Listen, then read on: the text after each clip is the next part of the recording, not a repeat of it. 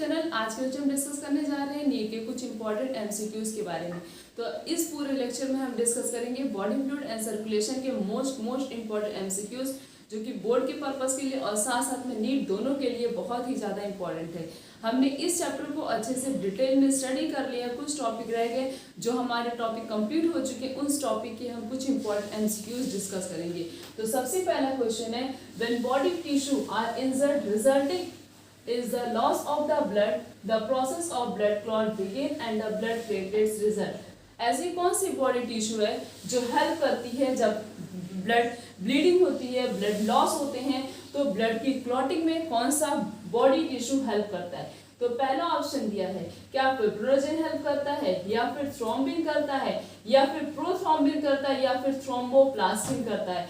Fibrinogen क्या करता है? ये तो ब्लड क्लॉटिंग में हेल्प करता है, बट चारों हेल्प करते हैं, बट मोस्ट इंपॉर्टेंट रोल जो प्ले करता है ब्लड क्लॉटिंग में वो है थ्रोम्बोप्लास्टिन। कौन सा हेल्प करता है? Thromboplastin. So the correct answer is D. The next question is, artificial pacemaker is transplanted in. Artificial pacemaker को जो ट्रांसप्लांट कराया जाता है वो बॉडी के कौन से लोकेशन में या बोले बॉडी के कौन से पार्ट के पास उसकी ट्रांसप्लांटेशन कराया जाता है? तो पहला ऑप्शन दिया है, क्या जो है इंटर आर्टिकुलर सेप्टम के पास, या फिर हमारे कॉलर बोन के बिलो में प्रेजेंट, मतलब वहां पे ट्रांसप्लांट कराया जाता है, या फिर इंटरवेंट्रिकुलर सेप्टम, या फिर राइट ऑरिकल के पास। जो आर्टिफिशियल पेसमेकर का ट्रांसप्लांटेशन कराया जाता है वो कराया जाता है बिलो द कॉलर बोन। जो हमारी कॉलर बोन होती है उसी के नीचे उसका ट्रांसप्लांटेशन कराया जाता है। So the correct answer is B. Next question is, in vagus nerve is cut the heartbeat। अगर हम वेगस नर्व को कट कर देंगे तो हमारी हार्ट बीट पे क्या इफेक्ट पड़ेगा? तो पहला ऑप्शन दिया, क्या हमारी हार्ट बीट इंक्रीज हो जाएगी, या फिर हमारी हार्ट बीट डिक्रीज हो जाएगी, या फिर जो है विल नॉट बी इफेक्टेड, या फिर हार्ट बीट पे कोई भी इफेक्ट नहीं पड़ेगा, या फिर हमारी हार्ट बीट अचानक से इमीडिएटली स्टॉप हो जाएगी। तो अगर वेगस नर्व को मतलब क्या कर दिया जाए? कट कर दिया जाए। वेगस नर्व का कनेक्शन हमारे हार्ट के साथ होता है, तो अगर उसको कट कर दिया जाए या फिर उसमें कोई भी मतलब डैमेज हो गया, कुछ भी हो गया, तो हमारी हार्ट बीट जो होगी वो अचानक से इंक्रीज हो जाएगी। तो वेगस नर्व के कटिंग की वजह से हमारी हार्ट बीट इंक्रीज हो जाती है। So the correct answer is a. Cardiac arrest is the state when. Cardiac arrest कौन सी स्टेट होती? तो पहला ऑप्शन दिया, हार्ट स्टॉप बीटिंग। क्या जब हमारा हार्ट स्टॉप करता, बीट नहीं करता, तो उसे कार्डिक अरेस्ट बोलते हैं। या फिर inadequate blood supply to the heart, या फिर हमारे हार्ट में प्रॉपरली ब्लड का सप्लाई नहीं हो पाता, या फिर उसे हम कार्डिक अरेस्ट बोलते हैं। या फिर heart not pumping the enough to meet the body need, या फिर हमारा हार्ट उतना ब्लड नहीं पंप कर पाता है जिसकी वजह से हमारी बॉडी की पूरी रिक्वायरमेंट फुलफिल हो जाए।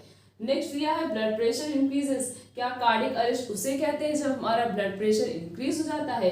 कार्डिक अरेस्ट एक ऐसी स्टेट होती है, मतलब कार्डिक अरेस्ट का मतलब होता है जब हमारा हार्ट पूरी तरीके से स्टॉप हो जाए, बीट ना करे, तो उसे बोला जाता है cardiac arrest. So the correct answer is a, that is cardiac arrest is the state when the heart stop beating. Next question is, carotid artery carry the blood which is. Carotid artery जो हमारी body में different type of arteries present होती हैं, तो जो carotid artery होता है वो ब्लड की सप्लाई कहाँ से करता है? तो पहला ऑप्शन दिया गया है, क्या वो इम्प्योर ब्लड को लेके आता हमारी किडनी से, या फिर ऑक्सीजनेटेड ब्लड को जो है हमारे ब्रेन तक ट्रांसफर करता है, या फिर ऑक्सीजनेटेड ब्लड को जो है हमारे हार्ट तक ट्रांसफर करता है, या फिर impure blood from the brain, या फिर ब्रेन से इम्प्योर ब्लड लेता है। तो जो कैरोटिड आर्टरी प्रेजेंट होती है हमारी बॉडी में, ब्लड कैपिलरीज के पास जो प्रेजेंट होती है, उसका काम क्या होता है? वो ऑक्सीजनेटेड ब्लड को लेता है, कहाँ से? टू द ब्रेन, ब्रेन से ऑक्सीजनेटेड ब्लड लेता है। So the correct answer is B. Next question is, angina are present in. जो एंटीजन प्रेजेंट होता है वो कहाँ प्रेजेंट होता है? तो पहला ऑप्शन दिया, क्या न्यूक्लियस के अंदर प्रेजेंट होता है, या फिर जो है ब्लड की जो सरफेस होती है वहां पर प्रेजेंट होता है, या फिर साइटोप्लाज्म के इनसाइड प्रेजेंट होता है, या फिर जो है न्यूक्लियर मेम्ब्रेन की सरफेस पे प्रेजेंट होता है। तो जो एंटीजन क्या करता है, एंटीजन मतलब वो एंटीबॉडी क्या होती है, एंटीजन से फाइट करती है। तो एंटीजन कब इंटर करता है हमारी बॉडी में, जब कोई पैथोजन हमारी बॉडी पे अटैक करता है, या फिर हमें कोई पर्टिकुलर डिजीज होती है उस कंडीशन में। तो ये जो एंटीजन होता है ये कहाँ पे प्रेजेंट होता है, ये आरबीसी की जो सरफेस होती है वहाँ पे प्रेजेंट होता है। तो antigen are present on the cell surface, cell की सरफेस पे कहीं कहीं लिखा होता है आरबीसी सरफेस, दोनों ही सही आंसर। तो यहाँ पे सेल सरफेस लिखा तो हम इसी पे टिक करेंगे, so the correct answer is B. Next question is A renal portal system are found in renal portal system। जो special renal portal system present होता है वो किस में प्रेजेंट होता है, क्या रैबिट में प्रेजेंट होता है, या फिर माउस में प्रेजेंट होता है, या फिर हॉर्स में प्रेजेंट होता है, या फिर फ्रॉग में प्रेजेंट होता है। तो जो renal special renal portal system होता है वो किस में प्रेजेंट होता है, ना तो रैबिट में होता है, ना तो माउस में होता है, ना तो हॉर्स में होता है, किस में प्रेजेंट होता है, फ्रॉग में प्रेजेंट होता है। So renal portal system are found in frog, so the correct answer is D. Next question is in ECG the depolarisation of atria is indicated by. अलग अलग प्रकार की वेव्स होती हैं, जैसे कि हमारा ईसीजी होता है तो अलग अलग इस तरीके से वेव होती है, पी होती हैं, उसके बाद क्यू आर एस टी ऐसे वेव्स प्रेजेंट होती हैं। तो जो उसमें से जो ईसीजी होता है, इलेक्ट्रोकार्डियोग्राफ जो होता है, उसमें से जो है कौन सी वेव है जो इंडिकेट करती, किसको इंडिकेट करती है, डीपोलराइजेशन ऑफ आर्टरिया को। तो क्या एस वेव करता है, या फिर आर वेव करता है, या फिर पी वेव करता है, या फिर क्यू करता है। Depolarization of arteria is indicated by the P wave. So the correct answer is C. Next question is pacemaker influence. Pacemaker का काम क्या होता है? तो पहला ऑप्शन दिया है कॉन्ट्रैक्शन ऑफ हार्ट मसल, क्या हार्ट की मसल को कॉन्ट्रैक्ट करता है, या फिर पेसमेकर हेल्प करता है फ्लो ब्लड टू हार्ट, मतलब इजिली जो है ब्लड सप्लाई हो सके हमारे हार्ट से, या फिर जो हार्ट बीट की रेट को इंक्रीज करता है, या फिर जो है वो क्या करता है फॉर्मेशन ऑफ नर्व इम्पल्स, या फिर नर्व इम्पल्स को जनरेट करता है।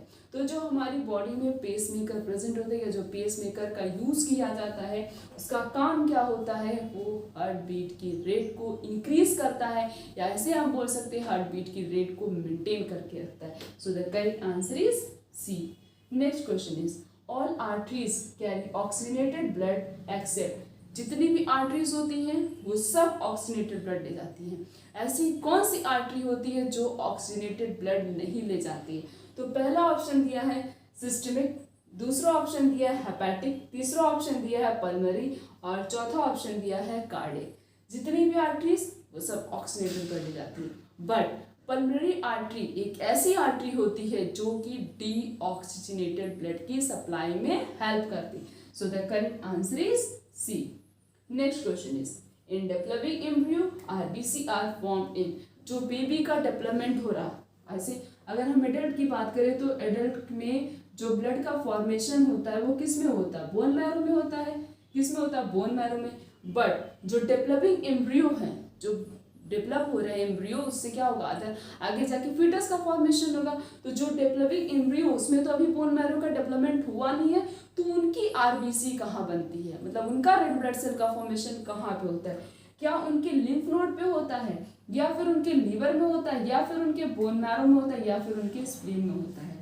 तो जो डेवलपिंग एम्ब्रियो है उनके आरबीसी का फॉर्मेशन किस में होता है, उनके लीवर में होता है। तो डेवलपिंग एम्ब्रियो ये बहुत ही ज़्यादा इंपॉर्टेंट क्वेश्चन, कई बार नीट के पेपर में पूछा है देखो कि डेवलपिंग एम्ब्रियो के आरबीसी का फॉर्मेशन कहाँ पे होता है, कहाँ पे होता है, उनके लीवर में होता है। तो हमने इस पूरे लेक्चर में नीट के मोस्ट इंपॉर्टेंट एमसीक्यूज के बारे में डिस्कस किया। तो आने वाले लेक्चर में हम अच्छे अच्छे टॉपिक्स के बारे में भी डिस्कस करेंगे, उनसे रिलेटेड जितने भी क्वेश्चन पूछे जाते हैं उन सब के बारे में भी डिस्कस करेंगे।